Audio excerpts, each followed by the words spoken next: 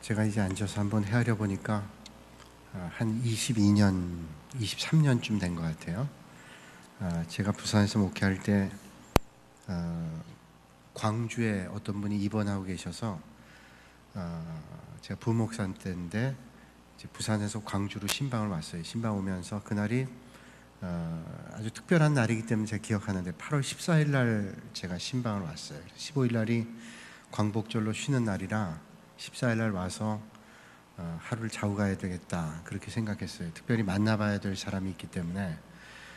제가 신학대학 다닐 때 1학년 다니다가 가정 형편이 너무 어려워서 계속 학교를 다니지 못하고 군대 갔다가 결국 복학하지 못하고 다른 신학교에 가서 공부하다가 나중에 목사가 된 친구가 있어요.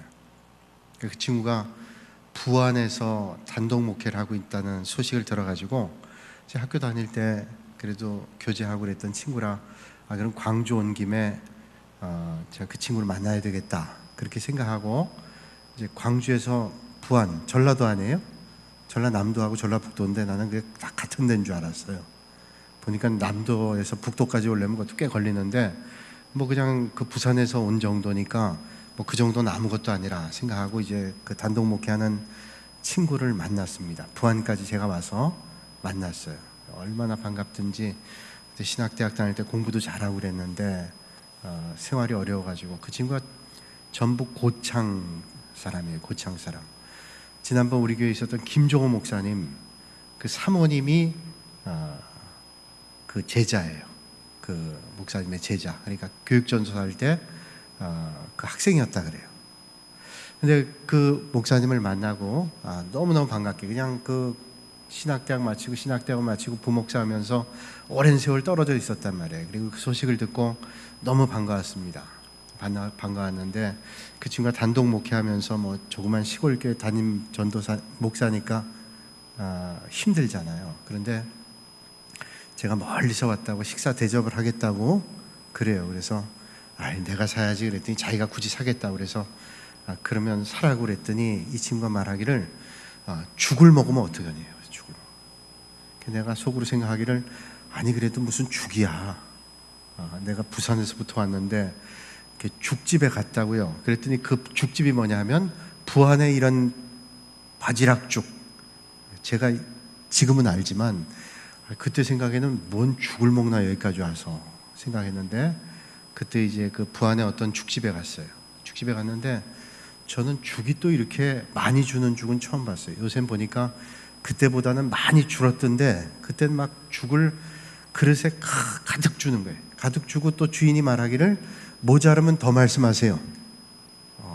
그래서 아주 참 이 전라도 인심이 참 풍성하다 그런 생각 들고 아주 죽을 먹었던 기억이 있어요. 죽을 먹고 난 다음에 이제 나는 갈게 부산으로. 그랬더니 그 친구가 여기까지 왔으니까 여기 유명한 거 하나 보여줄게. 뭐 그랬더니 새만금. 20여 년 전에 새만금 그때 막 시작할 때입니다. 거길 데려가서 보여주는데 그때 솔직한 제 심정이 아니 이게 나하고 무슨 상관이야? 별로 관심이 없었어요. 여기 살던 분들은 관심이 컸지만 듣긴 들었지만 뭐 그래서 그러냐고 그러고 생각하고 왔는데 그로부터 세월이 흘러 10여 년 뒤에 저는 여기 와서 담임 목사를 하고 마음만 원하면 새마금을 지나가고 마음만 원하면 부안에 가서 죽도 먹는 그런 사람이 됐는데 그 친구는 어느덧 멀리 가서 의정부에서 목회를 하고 있어요. 그 친구 가끔 만나면 그래요. 야, 참 하나님이 인도하시는 건 놀랍다. 그때는 새만금 이게 다 연결되는 게 나하고 무슨 상관이 있을까 생각했는데 나는 여기 와서 때때로 새만금을 건넌다. 또 때때로 가서 부안에 가서 네가 얘기해준 그 북집에 가서 죽집에 가서 죽도 먹는다. 그런 생각을 해요.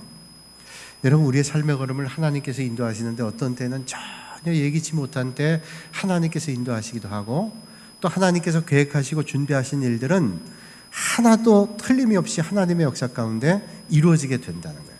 여러분 오늘도 하나님께서 여러분들에게 예비하시고 예정하신 일들이 하나님의 뜻 가운데 이루어지실 수 있기를 주님의 이름으로 축복합니다.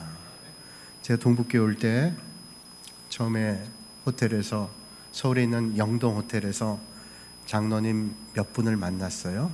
우리 여기 계신 장로님, 경장로님도 그때 오셨는데 몇 장로님 오셨어요. 그때 인사위원이라고 하는 분들이 몇 분 오셨는데 이런저런 말들을 물어봐요. 그러시면서 저한테 물어요. 우리 교회는 교회를 건축하려고 합니다. 건축할 수 있는 목사가 필요합니다. 그러시냐고 그렇게 얘기를 들었어요. 근데 제가 동순교에 있다가 동순교에 있는 권사님 부부가 파주에다가 땅을 3군데를 사놓고 그분이 이북분인데 이북 땅엔 자기들이 살아생전 갈 수 없기 때문에 여기에 교회를 져야 되겠다. 그래서 땅을 1,500평, 2,000평, 또 2,000평 이렇게 3군데를 사놨어요. 그래서 거기 아파트가 들어올 텐데 거기다가 교회를 져야 되겠습니다. 제가 한 10여 년 전에 계셨던 분들은 알아요.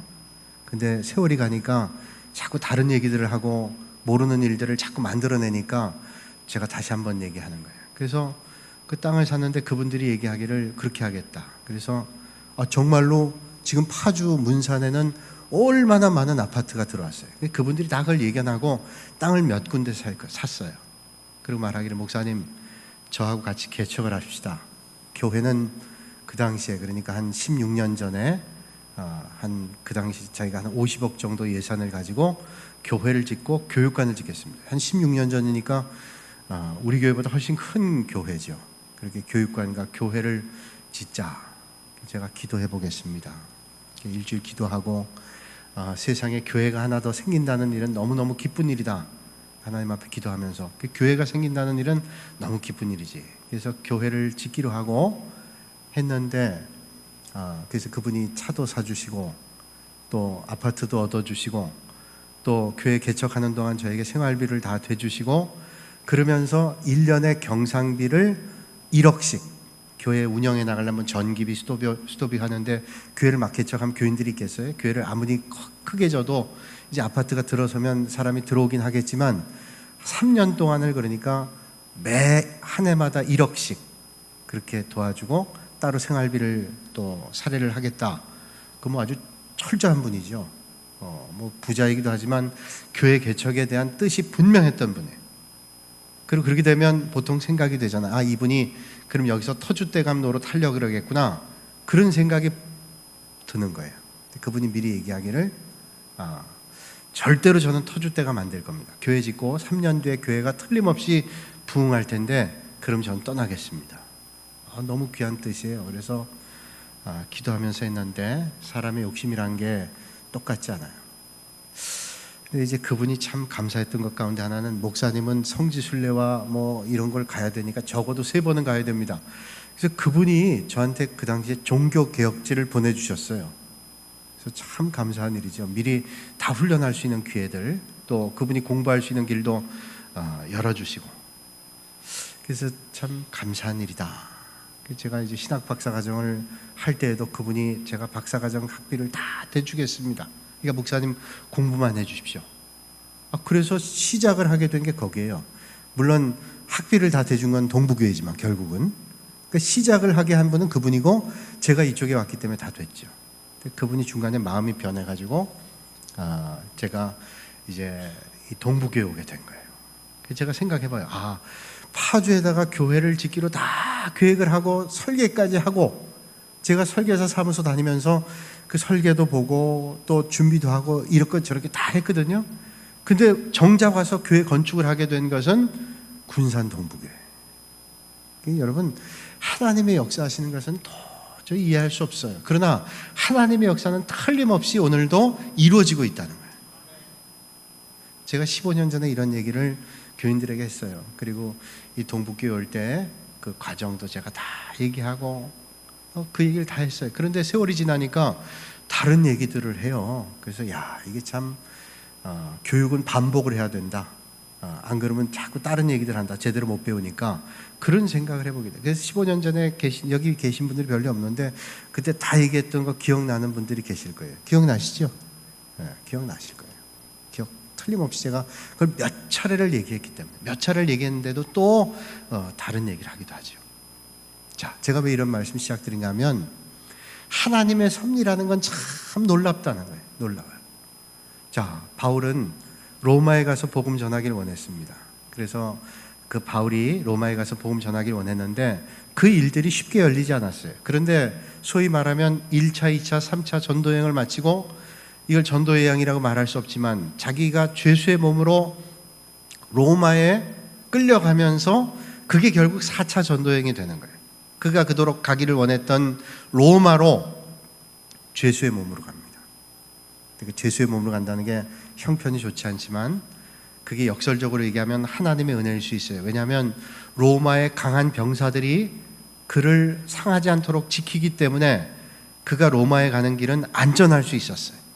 또 로마에 가서 지도층 인사를 만날 수 있었기 때문에 그건 또 하나님의 또 다른 배려였어요. 그러니까 여러분, 그 파급 효과, 복음에 대한 파급의 효과가 이제 지도층에 있는 사람들에게 만나서 전한다는 게 얼마나 중요한 일인지 몰라요.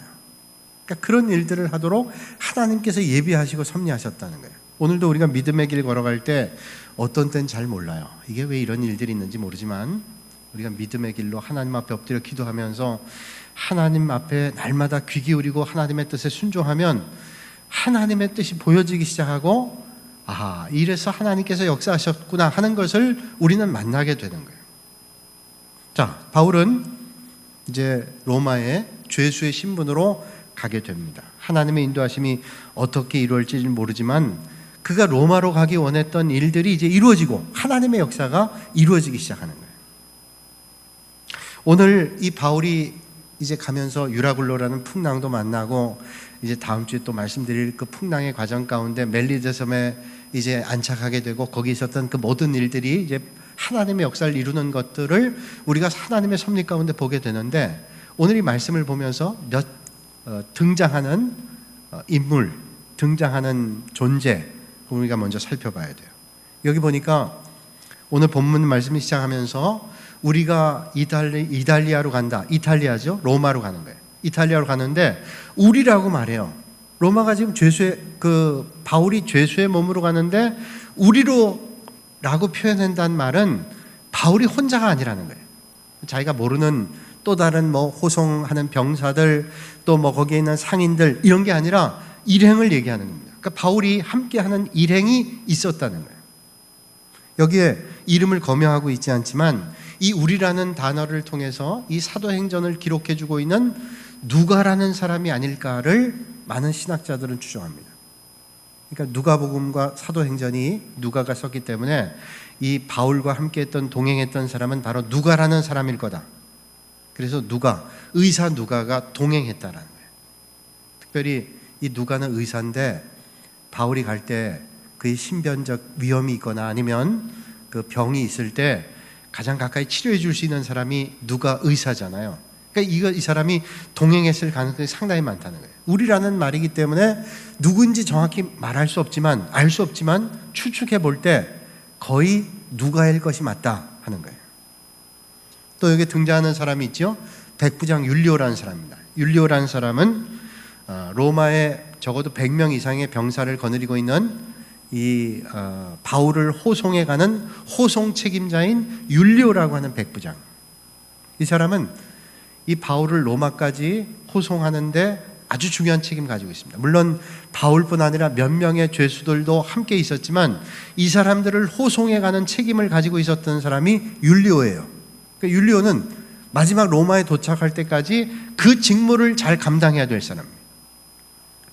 그리고 여기 등장한 존재가 아드라 무테노라는 배입니다. 이거는 아드라 무테노라는 성에서 출발한 상선이에요. 처음에 이 죄수들을, 바울을 포함한 죄수를 호송할 때 군함이 있었던 게 아니에요. 군함도 물론 있지만 그 몇 사람의 죄수를 호송하기 위해서 로마의 군함을 동원할 수 없었던 거죠. 상선에 죄수들을 싣고 가는 겁니다. 물론 결박을 하고. 그래서 가다가 알렉산드리아 호를 바깥하게 되죠. 그래서 그 배를 바깥할 그런 목적을 가지고 이제 먼저 아드라무테노 성에 있는 그 배를 타고 떠나게 됩니다. 그리고 이제 나중에 배를 바깥하죠. 그러다 풍랑을 만나게 되지만 그런 계획을 가지고 있어요. 그리고 또 아리스타고라는 사람이 나오는데, 이 아리스타고는 그리스 북쪽에 있는 마게도냐라는 지역에 살고 있었던 데살로니가, 마게도냐 지방의 데살로니가라고 있습니다.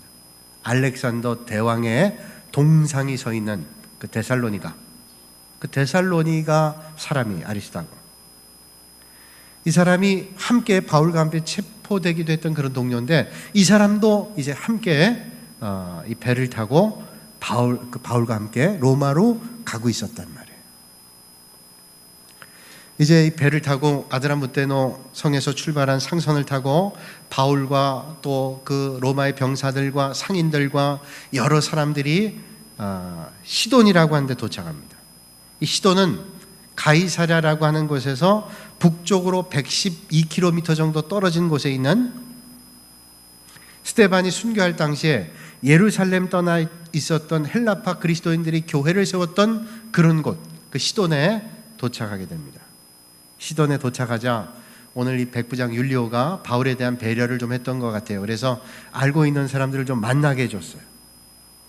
그러니까 이제 죄수이기도 하지만 로마 시민권 가지고 있었고, 이 사람이 뭐 아주 포악한 죄를 짓거나 파렴치한 범이 아니라는 걸 백부장 율리오도 알고 있었기 때문에 상당한 배려를 해줬던 모양입니다. 시돈에 잠깐 머문 다음에 길리기아 밤빌리아 앞을 지나서 이제 무라라고 하는 성에 도착합니다. 무라. 이 무라에서 배를 바깥합니다. 알렉산드리아라고 하는 배를 바깥타요. 그리고 무라성을 출발해서 니도를 향하게 됩니다.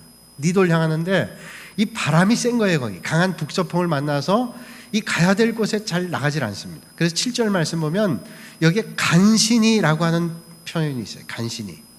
이 간신이라고 하는 단어는 헬라어 원어로 보면 몰로스라는 말인데, 수고와 고생이 아주 극심하다는 그런 표현을 가지고 있는 단어예요.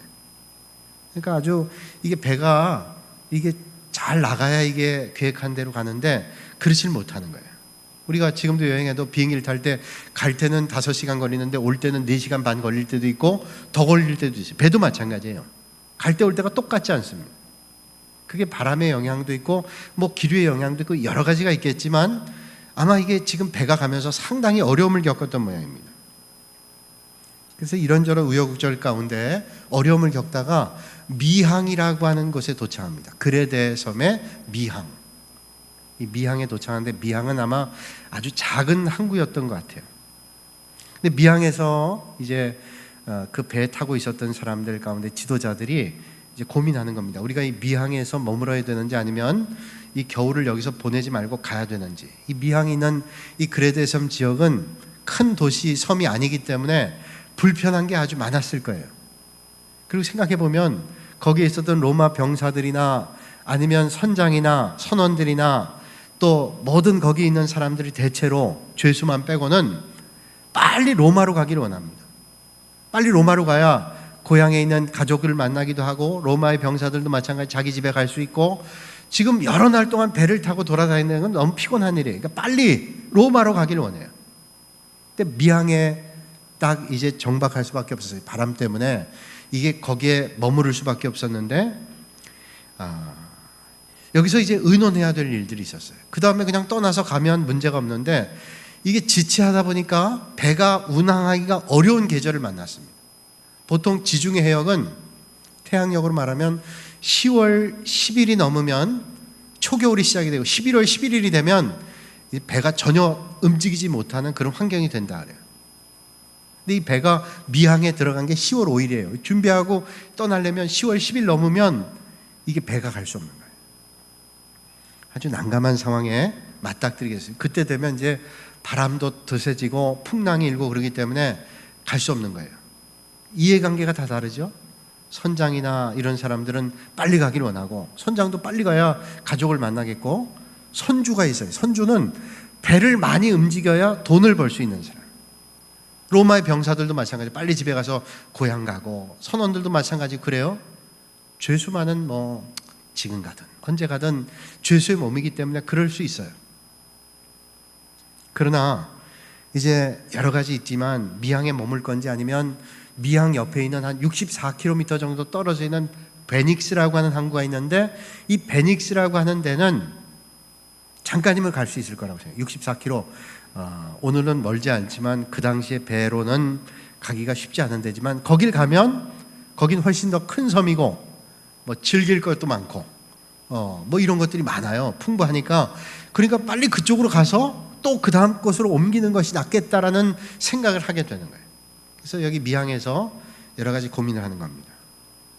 바울은 이게 항해가 적합하지 않다는 걸 알고 항해하지 말 것을 건의하지. 항해하면 안 됩니다. 지금은 이제 금식절기가 지나기 때문에 금식절기가 지났다. 금식절기가 10월 5일이거든요. 그 이후가 되면 이제는 이 지중해 연안은 아주 힘들다는 것을 바울은 전도여행을 하면서 많이 겪었어요. 이게 안 된다는 거예요. 자, 그런데 여기 바울이 아무리 그래도 바울이 무슨 권한이 있어요. 이 배를 운항하는데 가장 큰 권한은 선장일 수 있겠죠. 근데 사실은 선장보다 더 큰 권한을 그 당시에 가지고 있었던 사람은 로마의 백부장이었던 율리오라는 사람이에요. 어떻게 그럴 수 있어요? 선장과 선주가 배주인인데 그 당시에 로마는 세계를 통치하고 있었고 모든 것들을 주도했기 때문에 군사적인 그 힘이 셌어요. 모든 것들을 주도하는 사람이 군이었단 말이에요. 그러니까 그 군이 그 지휘관이 그 배를 운항하는데 멈추라 그러면 멈춰야 되고 가라 그러면 가야 되는 겁니다. 그러니까 선장과 선주가 아무리 배에 대해서 안다 할지라도 백부장의 명령을 거절할 수 없는 상황이에요. 그러니까 백부장이 바울의 말을 들으면 되는 거고 안 들으면 안 되는 거예요. 바울이 이런저런 경험이 있다 할지라도 이 백부장은 아무래도 선장의 말을 더 신뢰하기 마련이죠. 왜? 선장은 그 바다를 운행한 경험이 많이 있어요. 그러니까 이 선장의 말에 귀를 기울였어요. 그래서 안 가게 됩니다. 가지 않고 멈추지 않고 미항에 머물지 않고 베닉스로 가게 되죠. 이게 이제 문제가 생기게 되죠. 우리가 때때로 어떤 일을 결단해야 될 때 이런저런 생각해 보게 됩니다. 뭐 자기의 경험을 동원하기도 하고 자기의 어떤 이익을 생각해 보기도 하고 자기의 판단을 해보기도 하고 여러 사람의 여론을 들어보기도 하고 뭐 이런저런 판단을 해보게 돼요. 근데 오늘 우리가 믿음의 길을 걸을 때 우리의 판단 기준은 과연 뭐가 돼야 될까 생각해 보게 되죠. 오늘 여러분들이 사업을 한다든지 어떤 앞길에 어떤 진로를 계획한다든지 어떤 일들을 구상한다든지 할 때 우리의 경험을 동원하고 우리의 판단을 동원하고 어떤 사람들의 경험을 또는 조언을 받는 것 중요해요. 가장 중요한 것은 이 일을 이루시는 분은 하나님이시고 하나님의 섭리 가운데 이루시니까 하나님의 뜻이 어디 있는가를 묻는 것은 어떤 것보다 중요하다는 거예요. 여러분 어떤 걸 판단하든 어떤 걸 이루든 항상 주님께 묻고 행하실 수 있기를 주님의 이름으로 축원합니다. 이게 묻는 게 중요해요. 그러니까 때때로 어떤 분들이 와서 묻잖아요. 목사님 이런저런 일들이 있는데 좀 기도해 주세요. 부탁하는 건 뭐예요? 하나님의 종에게 부탁하는 거죠. 함께 기도해 주시면 하나님이 역사해 주실 거예요 라고 그렇게 묻는 거 아니에요. 그건 뭐냐면 모든 일들을 이루신 분이 하나님이니까 하나님 앞에 묻는 게 중요한 거예요. 여러분 항상 뭘 하든지 먼저 하나님 앞에 묻고 하나님의 뜻을 구하고 하나님의 역사를 이루실 수 있는 여러분들이 되시기를 주님의 이름으로 축원합니다. 근데 백부장 율리오가 왜 바울의 말을 듣지 않았을까요? 아마 믿음이 있다면 바울의 말을 들었을 거예요. 그런데 바울의 말을 들을 이유가 없죠. 믿음이 없으니까. 믿음이 없는 사람은 하나님의 역사를 볼 수 없으니까 하나님의 일들을 이해할 수가 없는 거예요. 아니 당연히 백부장이 선장과 또 선원들의 말을 귀 기울여 듣겠지 바울의 말을 듣겠어요? 상식선에서. 그러나 그 배는 하나님의 역사 가운데 지금 로마로 가고 있는 거예요. 그 사람들은 모르지만 하나님의 섭리가 틀림없이 지금 진행되고 있는 겁니다. 우린 모르지만 하나님의 역사는 이루어지고 있다는 거예요. 저도 요즘에 이렇게 만나는 일들을 보면 전혀 예기치 못하는 사람들을 만나게 되고 예기치 못한 사람들이 전화를 받게 돼요. 전혀 생각하지 못했던 분들이야. 그러면서 그분들이 이런저런 도움을 주기도 하고 얘기를 하기도 하고 격려하기도 하고 이런 것들을 보면서 야 이게 참 전혀 생각하지도 못했던 사람들을 만나고 보게 돼요. 여러분 오늘도 여러분들이 하나님의 일을 하고 믿음의 길을 걸어갈 때 어떤 때는 전혀 예견하지 못했던 일들을 만나게 돼요. 믿음의 일들을 할 때 하나님께서 틀림없이 그 가운데 역사하심이 있다는 거예요.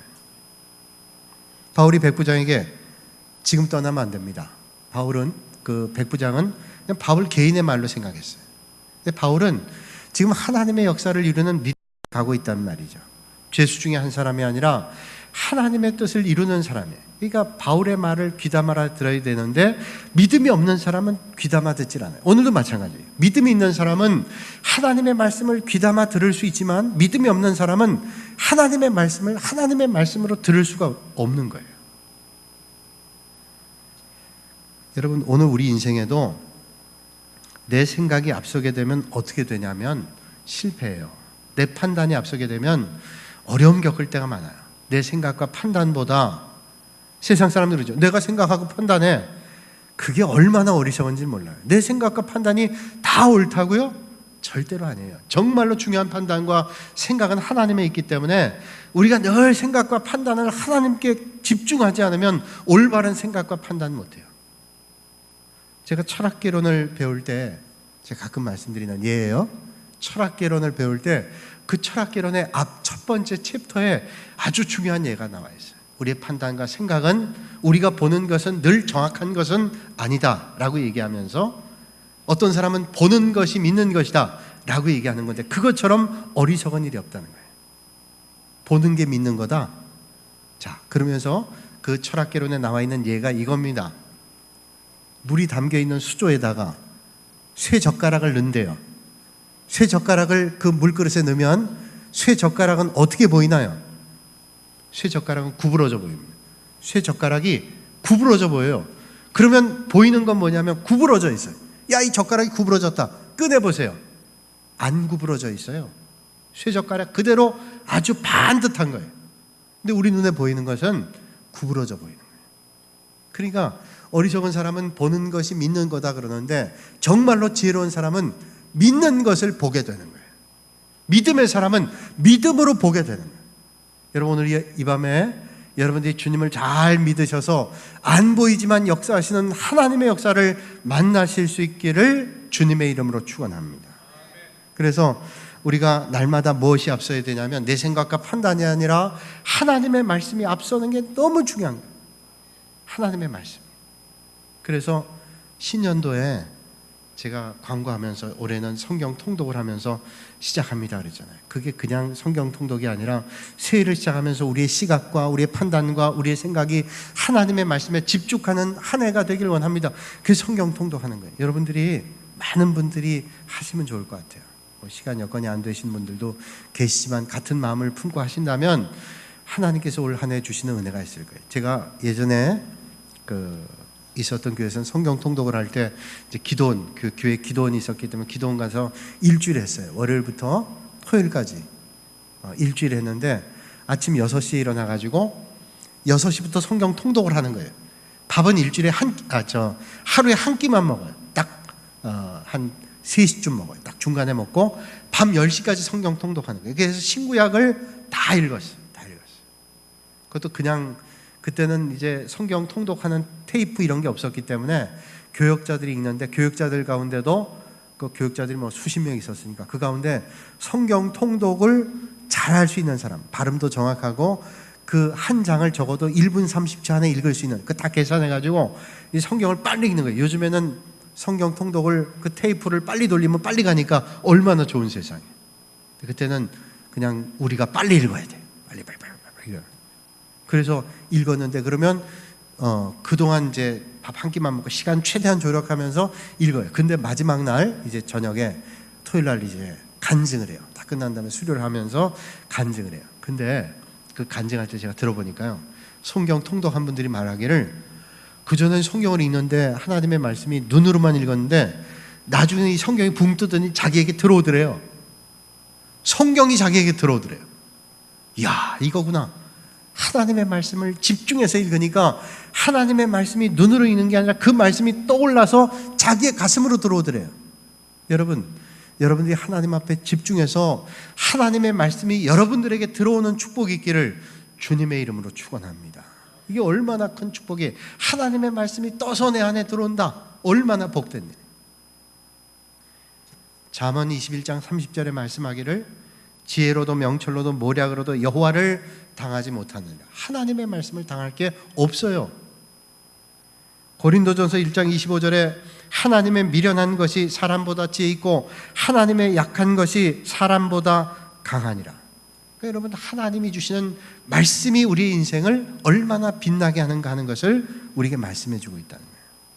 여러분, 2017년도를 마감하면서 2018년도를 시작하면서 여러분의 삶에 하나님의 말씀이 든든하게 서실 수 있기를 주님의 이름으로 축복합니다. 오늘 말씀에 이제 미항이냐 베닉스냐 고민하는 거예요. 미항이냐 베닉스냐. 선장과 선주의 말을 듣고 또 이제 백부장이 여러 사람들의 말을 들어요. 그러면서 바울의 말보다는 이 사람들의 말이 중요하다, 그렇게 생각하고 대다수의 말들을 판단하는 거예요. 여러분, 우리가 때때로 믿음의 길을 걸어갈 때 이 믿음의 길은 대다수의 판단을 따르는 게 아니에요. 아까도 제가 말씀드렸지만 하나님의 뜻이 어디 있는가, 하나님의 뜻에 민감한 사람들을 통해서 하나님의 역사를 우리는 볼 수 있기 때문에 대다수의 사람들의 판단이 아니라 하나님의 뜻이 어디 있는가를 분별할 수 있는 사람의 판단이 중요한 거예요. 그래서 여러분, 민주주의는 다수결의 판단일 수 있지만 신앙의 공동체는 꼭 그렇지 않아요. 여러분, 우리 믿음의 공동체도 사람들이 오니까 민주주의.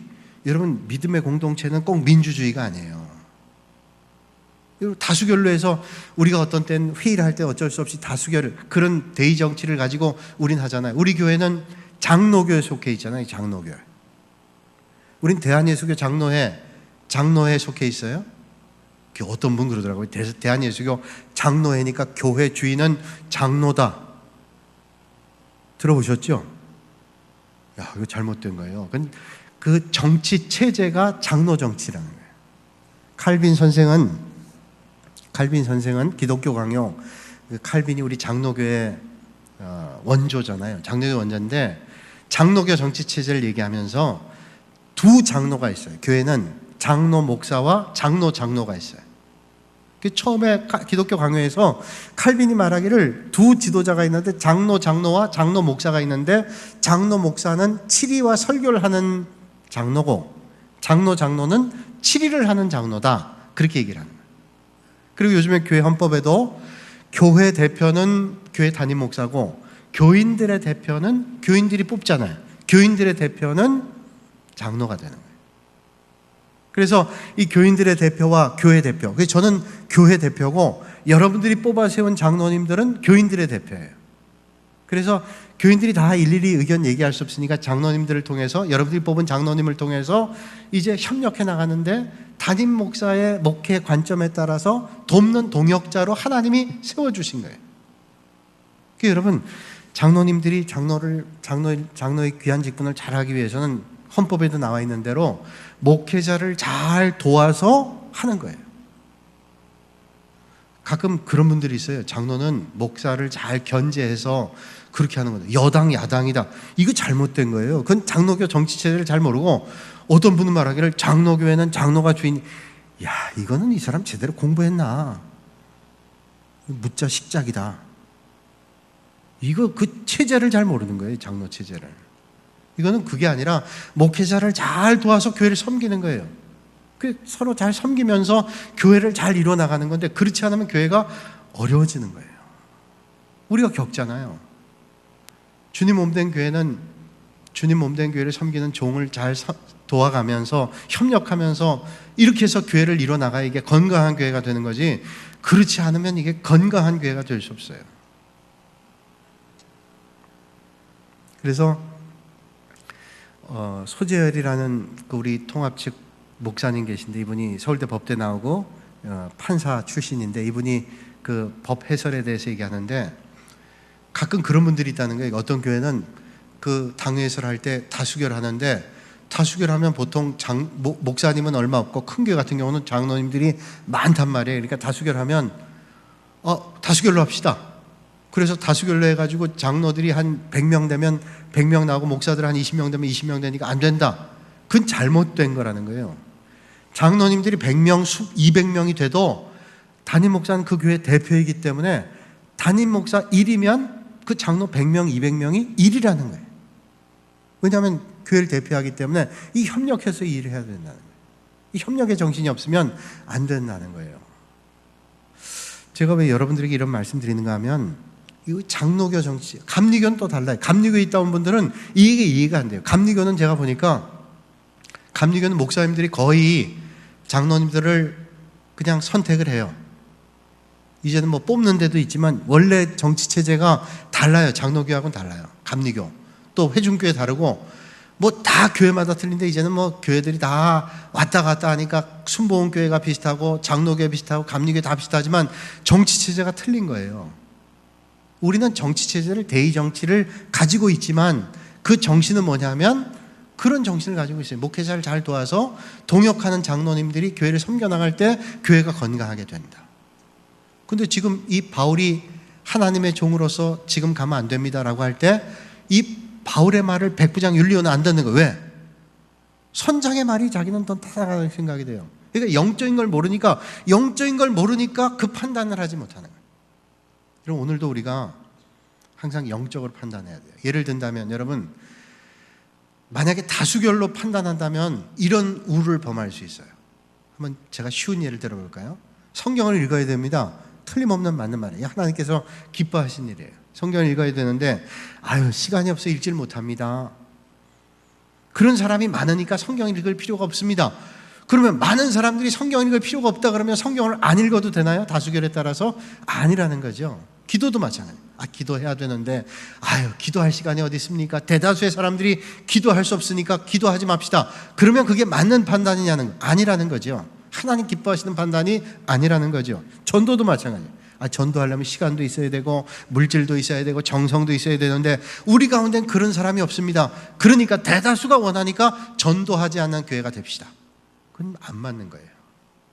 항상 하나님의 뜻을 이루는 길은 좁은 문, 좁은 길 가는 거기 때문에 하나님의 뜻을 읽고 판단하고 해결하고 해석하는 사람의 그 지도자의 뜻을 따라서 교회를 섬겨나갈 때 이 교회가 이겨나가죠. 여러분, 모세가 여호수아가 이스라엘 백성들 이끌 때 다 이게 따르질 않았어요.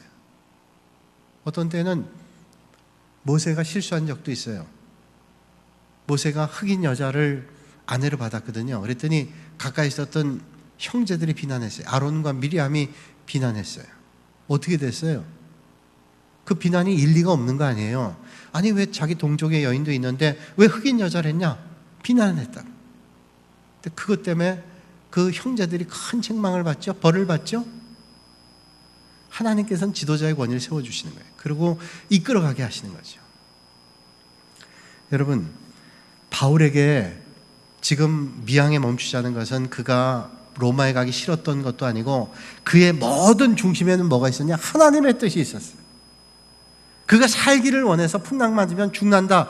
그게 두려운 게 아니라 어떻게 해야 하나님의 뜻을 이루는가? 거기에 집중된 마음이 있었다는 거예요. 근데 믿음이 없는 사람들은 그 마음을 헤아릴 수가 없어요. 알 수가 없어요. 바울에게는 로마에 가는 게 로마의 신문물을 바라보고 많은 풍성한 것들을 바라보고 경험하기 위해서 로마를 가기를 원했던 게 아니에요. 바울은 하나님의 뜻, 복음을 전하기 위해서 로마에 가기를 원했어요. 그러니까 그의 중심에는 오직 하나님의 뜻이 있었다는 거예요. 여러분, 여러분의 인생에 가장 우선순위 어디에 있습니까? 오늘 이 밤에 여러분 삶의 자리에 가장 중심이 뭐가 있어요? 한번 물어보세요. 내가 자녀를 잘 키워야 되겠다. 중요하죠. 근데 여러분의 가장 중심에 자녀를 잘 키우는 게 전부가 되시면 안 돼요. 내가 직장에서 높은 지위에 있어야 되겠다. 그게 여러분들의 중심에 있으면 안 됩니다. 내가 열심히 일해서 많은 돈을 벌어야죠. 그런데 여러분의 중심에 그게 있으면 안 돼요. 그 우상이에요. 여러분의 중심에 하나님과 하나님 말씀 아닌 것이 중심에 들어서는 순간 하나님은 우리에게 중심이 될 수 없어요. 하나님이 우리의 중심이 돼야 되고 하나님의 말씀이 중심이 돼야 돼요. 그럴 때 여러분의 인생이 하나님 기뻐하시는 믿음의 길을 걷게 될 줄로 믿습니다. 참된 신앙이 뭐예요? 참된 신앙은 하나님의 뜻을 늘 묻는 거예요. 하나님의 뜻을 묻는 거예요. 내 판단도 내 생각도 정확하지 않기 때문에 늘 하나님의 뜻을 묻는 겁니다. 위기를 만나든 평안하든 어려움이 있든 즐거움이 있든 어떤 순간이든지 하나님의 뜻을 묻는 거예요. 그래서 하나님의 뜻이라 그러면 힘들어도 가는 것이고 많은 사람이 원하지 않는 길이라도 가야 돼요. 그러나 하나님이 원하지 않는 일이라면 내가 아무리 그것 때문에 편하고 즐겁고 원하는 길이 할지라도 하나님이 원하지 않는 길이라면 안 가는 게 맞는 길이죠. 그러니까 나를 날마다 십자가에 못 박는 게 그거예요. 십자가에 못 박는 게 쉬운 일인가요? 내 생각과 내 판단을 날마다 십자가에 못 박는 건 힘든 일이지만 나를 십자가에 못 박을 때 하나님의 뜻을 우선할 수 있는 믿음의 결단이 있는 거예요. 오늘 이 밤에 여러분의 삶의 자리에 때로는 만난 풍랑이 있어요. 오늘 바울이 타고 있었던 배가 풍랑을 만났거든요.